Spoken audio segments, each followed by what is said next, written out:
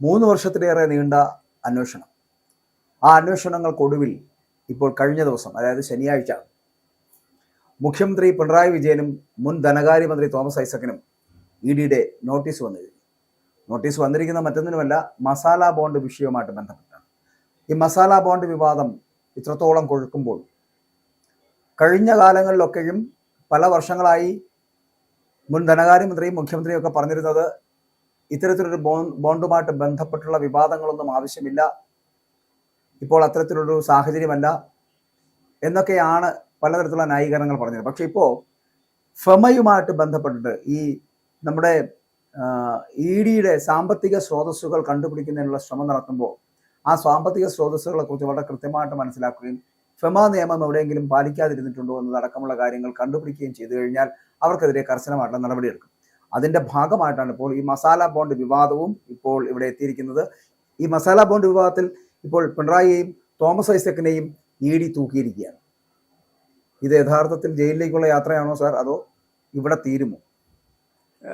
പിണറായി വിജയനും തോമസ് ഐസക്കും ഇതുവരെ ഒരു കേസിലും ജയിലിൽ പോയ ചരിത്രം കേരളത്തിൽ ഇതുവരെ കണ്ടിട്ടില്ല. മസാല ബോണ്ട് വളരെ കൊട്ടിഘോഷിച്ച് ആഘോഷിച്ച് കേരളത്തിൻ്റെ വികസനത്തിന് വേണ്ടി ഗവൺമെൻറ് ഏറ്റെടുത്ത വളരെ പ്രധാനപ്പെട്ട ഒരു തീരുമാനമായിട്ടാണ് നടപ്പിലാക്കിയത്. അതിൻ്റെ ആദ്യത്തെ ദിവസത്തെ സെയിൽസൊക്കെ തന്നെ ഭയങ്കരമായിട്ടുള്ള ആഘോഷമായിരുന്നു. കേരളത്തിൻ്റെ വികസനത്തിന് മസാല ബോണ്ട് ഇറക്കാൻ കഴിഞ്ഞു എന്നുള്ളതൊക്കെ വളരെ പ്രധാനപ്പെട്ട കാര്യമായിട്ടാണ് ഇടതുപക്ഷ ജനാധിപത്യ മുന്നണിയും നമ്മുടെ കേരളത്തിൻ്റെ മുഖ്യമന്ത്രിയും അന്നത്തെ ധനകാര്യ വകുപ്പ് മന്ത്രിയായിരുന്ന ശ്രീ തോമസ് ഐസക്കൊക്കെ മുന്നോട്ട് വെച്ചിരുന്നത്. അപ്പോൾ അതിൽ ഏതാണ്ട് 9.72% പലിശയ്ക്കാണ് കേരളം ഈ മസാല ബോണ്ട് ഇറക്കിയത്. അപ്പോൾ അന്ന് തന്നെ വലിയ വിവാദമുണ്ടായ പ്രധാനപ്പെട്ട ഒരു കാര്യം, ഈവൻ 4% പലിശയ്ക്ക് പോലും കേരളത്തിൽ എത്ര കോടി രൂപ വേണമെങ്കിലും സമാഹരിക്കാൻ കഴിയും എന്ന അവസ്ഥയിലാണ് ഈ 9.72% പലിശയ്ക്ക് അവിടെ പോയി നമ്മൾ മസാല ബോണ്ട് ഇറക്കിയത്. അത് അന്ന് തന്നെ വളരെ വിവാദമായിരുന്നു. എന്തിനാണ് ഇത്രയും വലിയ പലിശ നിരക്കിൽ, ഉയർന്ന പലിശ നിരക്കിൽ നമ്മൾ ലണ്ടനിലൊക്കെ പോയി UK പോയി ഇത്രയും വലിയ എമൗണ്ട് കടമെടുക്കുന്നത് എന്തിന് എന്ന ചോദ്യം അക്കാലത്തിൽ തന്നെ ഉയർന്നിരുന്നു. അപ്പോൾ വലിയ 2150 കോടിയിലധികം രൂപ ഇവിടെ കടമെടുക്കി മസാല ബോണ്ടിൽ കൂടി കളക്ട് ചെയ്യുകയും അത് കേരളത്തിൻ്റെ അടിസ്ഥാന വികസനത്തിനാണ് ഉപയോഗപ്പെടുത്തിയത് എന്നാണ് ഞാൻ മനസ്സിലാക്കുന്നത്.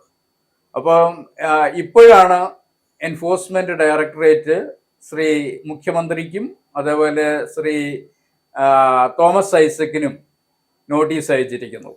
ഇവിടുത്തെ ഒരു വിഷയം എന്ന് പറയുന്നത് ഈ അടിസ്ഥാന വികസന പദ്ധതികൾക്കായിട്ട് പണം വിനിയോഗിച്ചു എന്ന് പറയുന്നിടത്താണ് എൻ്റെ ചട്ടലംഘനം നടന്നിരിക്കുന്നത്.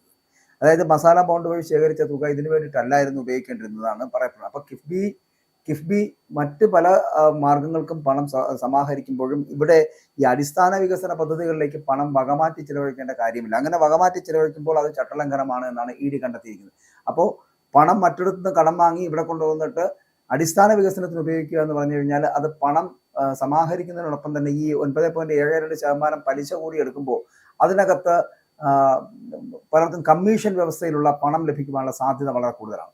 അങ്ങനെയുള്ള സാഹചര്യത്തിലാണെങ്കിൽ ഇത്രയും രൂപ, ഇപ്പോൾ സാറ് പറഞ്ഞ പോലെ 2150 കോടി രൂപ എടുക്കുമ്പോൾ അത്രയും പൈസ ചിലപ്പോൾ കേരളത്തിൽ തന്നെ, ഇപ്പോൾ രമേശ് ചെന്നിത്തല അടക്കം പറയുന്നത് അങ്ങനെയാണ്, കേരളത്തിൽ തന്നെ ഇതിനുള്ള സാധ്യത ഉള്ളപ്പോഴാണ് ഇത്രയും പലിശ, വലിയ പലിശയ്ക്ക് മറ്റുള്ള സ്ഥലത്ത് നിന്ന് ഈ പണം കടം വാങ്ങിച്ചിരിക്കുന്നതെന്ന്. ഇതൊക്കെ അടച്ചു തീർത്തു എന്നുള്ളതാണ് ഇവരുടെ ഏറ്റവും വലിയ പ്രത്യേകത. പക്ഷേ ചട്ടലംഘനം നടത്തിയിരിക്കുന്നു.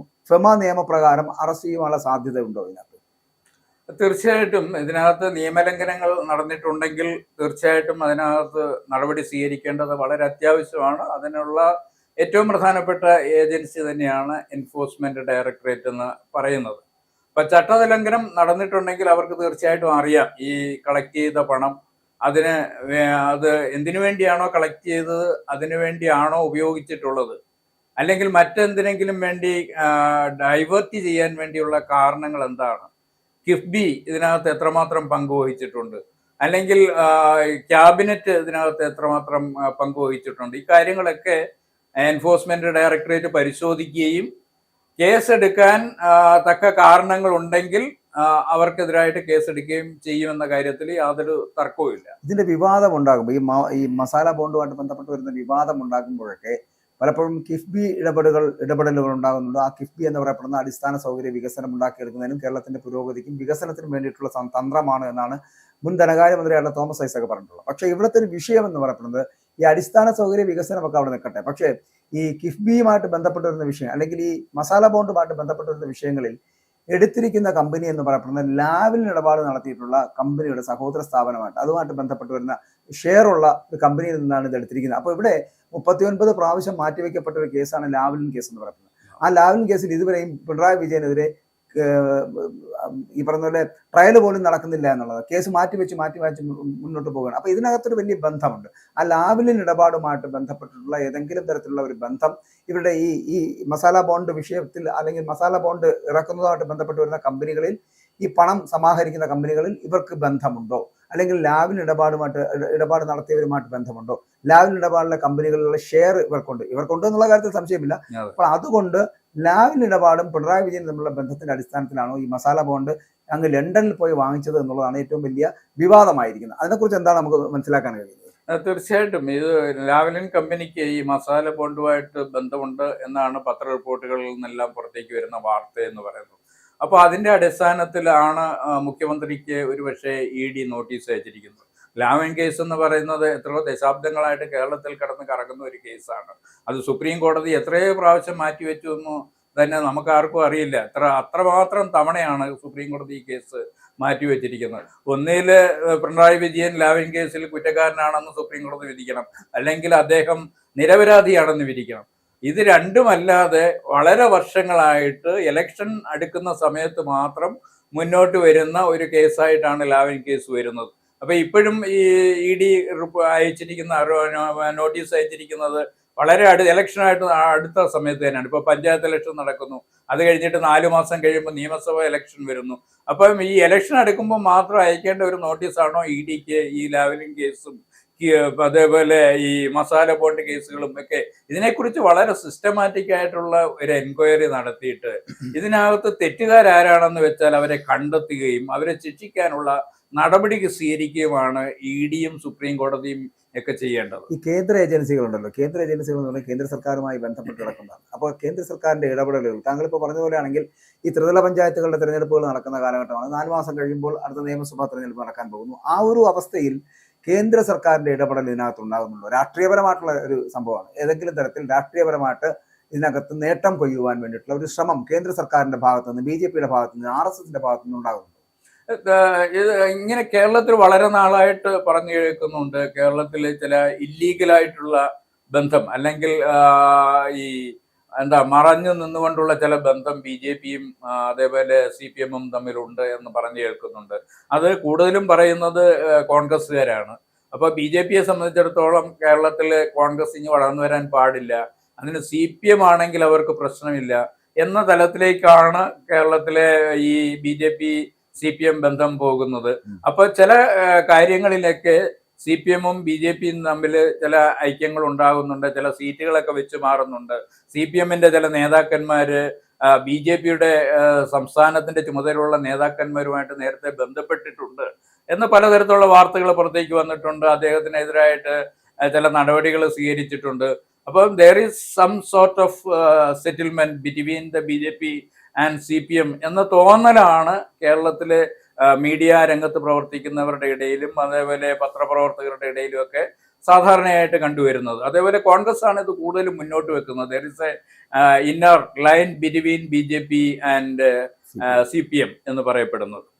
പക്ഷെ അത്തരത്തിലൊരു CPM ബന്ധം അല്ലെങ്കിൽ അങ്ങനെ ഒരു നമ്മൾ പറയാറില്ല. ഇപ്പൊ ഇവർ കേരളത്തിൽ കണ്ടുവരുന്നത് വെച്ചാൽ CJP എന്ന് പറയപ്പെടുന്നത്. ഇപ്പൊ BJP ഇല്ല, CPM ഇല്ല, പകരം CJP എന്ന് പറയപ്പെടുന്ന ഒരു സംവിധാനമാണ് ഉണ്ടാകുന്നത്. ആ സംവിധാനം അപ്പോൾ ഒളിഞ്ഞും തെളിഞ്ഞും നിലനിൽക്കുന്നുണ്ട്. ഇപ്പോൾ ഇവിടെ കോൺഗ്രസ് ആരോപിക്കുന്ന പോലെ EDയുടെ നോട്ടീസ് വരിക, അതിന് 30 ദിവസത്തിന് ശേഷം ആ മറുപടി 30 ദിവസത്തിനകത്ത് മറുപടി കൊടുക്കുക, കാരണം കാണിക്കൽ നോട്ടീസാണ്, അതിന് മറുപടി കൊടുക്കുക എന്നത് മാത്രമേ ഉള്ളൂ. ഇത് വിചിത്ര വിവാദമൊന്നും ആക്കേണ്ട ആവശ്യമൊന്നുമില്ല സത്യത്തിൽ, അല്ലേ? പക്ഷേ ഈ ഒരു കാലഘട്ടത്തിൽ, അതായത് ഈ തദ്ദേശ സ്വയംഭരണ തെരഞ്ഞെടുപ്പ് നടക്കുമ്പോൾ എന്തെങ്കിലും ഉദ്ദേശം അതിനകത്ത് ഉണ്ട് എന്നുള്ള കാര്യത്തിൽ സംശയമില്ല. അപ്പോൾ കോൺഗ്രസ് പറയുന്നതാണോ തെറ്റോ, അതോ BJP ചെയ്യുന്നതാണോ തെറ്റ്? അല്ല, ഇതിലൊക്കെ രാഷ്ട്രീയമാണ്. രാഷ്ട്രീയത്തിൽ ഈ തെറ്റും ശരിയുമില്ല. രാഷ്ട്രീയത്തിൽ വോട്ട് കിട്ടുക എന്നുള്ളതാണ് അതിൽ ഏറ്റവും പ്രധാനപ്പെട്ടത്. അതിന് ഏത് മാർഗവും ഒരു കാലഘട്ടത്തിൽ മഹാത്മാഗാന്ധിയൊക്കെ പറഞ്ഞതുപോലെ പിന്നെ സത്യസന്ധത, അഹിംസ എന്നൊക്കെ പറയുന്നതൊക്കെ ഇന്നത്തെ രാഷ്ട്രീയത്തിൽ നിന്ന് തന്നെ പോയി കഴിഞ്ഞു. ഇന്ന് ആദർശ രാഷ്ട്രീയം ഒന്നും തന്നെ ഇല്ല. എല്ലാ പാർട്ടിക്കാരുമായിട്ട് ബന്ധപ്പെടുന്നുണ്ട്. ഇപ്പൊ മതേതരത്വം എന്ന് പറയുന്നു, അല്ലെങ്കിൽ മതവാദികൾ എന്ന് പറയുന്നു. ഇതിലൊന്നും ഒരു കാര്യമില്ലാത്ത അവസ്ഥയിലേക്കാണ് ഇന്ന് നമ്മുടെ രാഷ്ട്രീയം മുന്നോട്ട് പോകുന്നത്. അപ്പൊ ആദർശം നമുക്ക് ഏത് രാഷ്ട്രീയ പാർട്ടിയിൽ ഇപ്പൊ കാണാൻ കഴിയും? ഒരു കാലഘട്ടത്തിൽ ഇടതുപക്ഷ പ്രസ്ഥാനം എന്ന് പറയുന്നത് മാർക്സിസ്റ്റ് ലെനിനിസ്റ്റ് ആശയത്തിന്റെ അടിസ്ഥാനത്തിലുള്ളതായിരുന്നു. കോൺഗ്രസ് എന്ന് പറയുന്നത് നെഹ്റുവിയൻ സോഷ്യലിസത്തിന്റെ അടിസ്ഥാനത്തിലുള്ളതായിരുന്നു. അപ്പൊ ജനസംഖ്യ ആണെങ്കിലും അതിൻ്റെതായ ഐഡിയോളജി ഉണ്ടായിരുന്നു. അപ്പൊ ഇന്നത്തെ രാഷ്ട്രീയ പാർട്ടികൾക്ക് വോട്ട് കിട്ടുക, അതിന് എന്ത് മാർഗം വേണമെങ്കിലും സ്വീകരിക്കുക എന്നുള്ളതാണ് നമ്മൾ ഇന്നത്തെ കേരളത്തിന്റെ രാഷ്ട്രീയ രംഗത്തേക്ക് തിരിഞ്ഞു നോക്കിയാൽ നമുക്ക് കാണാൻ കഴിയുക. ഇപ്പൊ നമുക്ക് ആകെ ഇങ്ങനെയുള്ള ഒരു സംവിധാനത്തിലേക്ക് വരും. ഇപ്പൊ ലാവ്ലിൻ കേസ് ആവട്ടെ, ലാവ്ലിൻ കേസ് മാറ്റിവെക്കപ്പെടുന്നു. ലാവ്ലിൻ കേസിലുള്ള ഇടപെടലുകൾ എങ്ങനെയായിരിക്കും? ആരായിരിക്കും ഇതിനകത്ത് ഇത്രയും കൃത്യമായിട്ട് ഇടപെടുന്നത്? സുപ്രീം കോടതിയെ പോലും നിയന്ത്രിക്കാൻ കഴിയുന്ന തരത്തിലേക്ക് കേന്ദ്ര സർക്കാരുകൾ അത്രത്തോളം ശക്തി പ്രാപിച്ചു കഴിഞ്ഞു. എനിക്ക് തോന്നുന്നില്ല സുപ്രീം കോടതിയെ അങ്ങനെ സ്വാധീനിക്കാൻ ഏതെങ്കിലും ഗവൺമെന്റിന് കഴിയുമോ എന്ന് ഞാൻ വിശ്വസിക്കുന്നില്ല. കാരണം അങ്ങനെ വിശ്വസിക്കണമെങ്കിൽ നമ്മുടെ നിയമവ്യവസ്ഥയിലുള്ള വിശ്വാസം തന്നെ നമുക്ക് നഷ്ടപ്പെടണം. അപ്പോൾ അങ്ങനെ നമുക്ക് വിശ്വസിക്കാൻ കഴിയില്ല. പക്ഷെ എന്താണ് മറഞ്ഞിരിക്കുന്ന ചില ശക്തികൾ ഈ കാര്യത്തിലുണ്ട് എന്നാണ് കരുതപ്പെടേണ്ടത്. എല്ലാം നിയന്ത്രിക്കുന്നത് മനുഷ്യരാണല്ലോ. ആ മനുഷ്യർക്ക് രാഷ്ട്രീയമുണ്ട്. ആ രാഷ്ട്രീയം ചിലപ്പോൾ അതിലേക്ക് സ്വാധീനിച്ചിരിക്കാം. സുപ്രീം കോടതിയിലായാലും ഹൈക്കോടതികളിലാണെങ്കിലും, അല്ലെങ്കിൽ നമ്മുടെ സംസ്ഥാനത്തെ പലതരത്തിലുള്ള കൺസ്യൂമർ കോടതികളാണെങ്കിലും, അല്ലെങ്കിൽ മനുഷ്യാവകാശ കമ്മീഷൻ ആണെങ്കിലും, ഇവിടെ എല്ലാം ഇരിക്കുന്ന ജഡ്ജിമാരെന്ന് പറയുന്ന മനുഷ്യരാണ്. അവർക്കൊക്കെ ഒരു കാലഘട്ടത്തിൽ രാഷ്ട്രീയം ഉണ്ടായിരിക്കാം. ആ രാഷ്ട്രീയം പിൽക്കാലത്ത് അവരുടെ തീരുമാനങ്ങളെ സ്വാധീനിച്ചിരിക്കാം. അപ്പൊ നിയമം എന്ന് പറയുന്നത് നമുക്ക് അനുകൂലമായിട്ടും പ്രതികൂലമായിട്ടും ഇന്റർപ്രറ്റ് ചെയ്യാൻ കഴിയും. അപ്പോൾ അതിനനുസരിച്ച് അവരുടെ രാഷ്ട്രീയത്തിനനുസരിച്ച് അല്ലെങ്കിൽ അവരുടെ വിശ്വാസം അനുസരിച്ച് നിഷ്പക്ഷമായിട്ടാണ് നിയമം നടപ്പാക്കേണ്ടതെങ്കിലും പലപ്പോഴും നമ്മൾ കാണുന്നത് അതിനകത്ത് ചില ഇടപെടലുകളൊക്കെ നമുക്ക് കാണാൻ കഴിയും. തീർച്ചയായിട്ടും ഈ അവസാനം ED തൂക്കി എന്നൊക്കെ പറയുന്നുണ്ട്. യഥാർത്ഥത്തിൽ ഇത് സംഭവിക്കുന്നതാണോ അതോ വെറും ഒരു പ്രഹസനമായിട്ട് തീരും? എന്തായിരിക്കും? ED അങ്ങനെയൊന്നും തൂക്കാൻ പറ്റുമെന്ന് എനിക്ക് തോന്നുന്നില്ല. ശ്രീ പിണറായി വിജയനോ ശ്രീ തോമസ് ഐസക്കിനെയൊക്കെ വെറുതെ അങ്ങ് തൂക്കിക്കൊണ്ട് പോകാനൊന്നും കഴിയില്ല. അതിന് വ്യക്തമായിട്ടുള്ള തെളിവുകൾ ആവശ്യമാണ്. ആ തെളിവുകൾ ഉണ്ടെങ്കിൽ അവർക്ക് നടപടി സ്വീകരിക്കാൻ കഴിയും. അല്ലാതെ വെറുതെ കേരളത്തിന്റെ രണ്ട് പ്രമുഖ നേതാക്കന്മാരെ എങ്ങനെ EDക്ക് തൂക്കിക്കൊണ്ടുപോകാൻ കഴിയും?